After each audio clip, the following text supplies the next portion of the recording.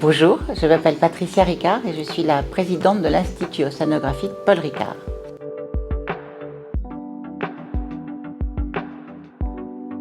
Alors, je vais vous raconter un souvenir lorsque j'étais enfant.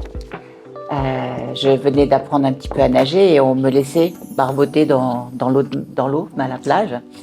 Et j'avais un masque et je me souviens que, en fait, j'avais compris que les rochers et les algues qui étaient dessus, c'était pareil dessous et dessus.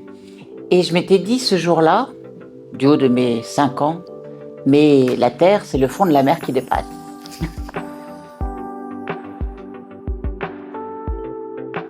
Alors, j'ai pris comme question mystère: quelle innovation ou découverte récente en lien avec l'océan vous impressionne le plus?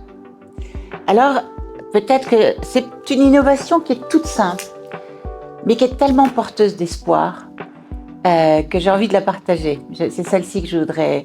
Il y a quelque part en Italie, au large de Gênes, des serres sous-marines à quelques mètres de fond qui font tout ce qu'on ne sait pas faire sur Terre. C'est-à-dire que quand vous êtes sous la mer, vous avez la lumière, vous avez la photosynthèse, donc la serre fonctionne.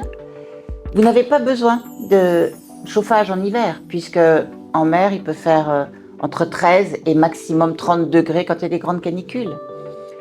Et alors qu'à terre, il va faire moins 10 l'hiver et plus 40 l'été. Et surtout, dans un monde où l'eau va devenir tellement rare et chère et précieuse, vous avez de la condensation qui fait du goutte à goutte et qui sépare le sel de l'eau. Donc vous avez sous l'eau, à quelques mètres de profondeur, la production végétale qui se fait sans carbone et sans eau. Et ça, je trouve que c'est une belle histoire pour l'avenir. Et l'autre innovation qui est un peu plus découverte, qui est un petit peu plus ancienne, je me souviens un jour, ils ont trouvé un sélacanthe. Et un sélacanthe, c'est un poisson qui a plusieurs millions d'années.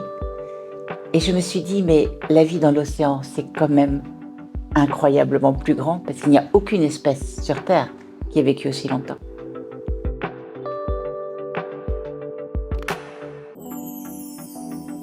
Alors sur le festival, je n'aurai qu'un mot, c'est merci.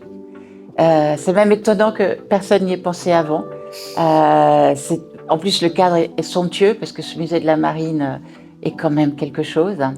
Et je pensais hier, nous étions là assis à quelques mètres de la Tour Eiffel et nous avions sur notre écran un jeune couple extraordinaire de Under the Pole qui venait tout simplement dialoguer avec nous et on venait de voir leur film Deep Hope qui est absolument merveilleux. Et je crois que s'il y a vraiment une chose dont on a besoin aujourd'hui, c'est de l'espoir. Et merci parce que ce festival nous rappelle combien l'océan est porteur d'espoir.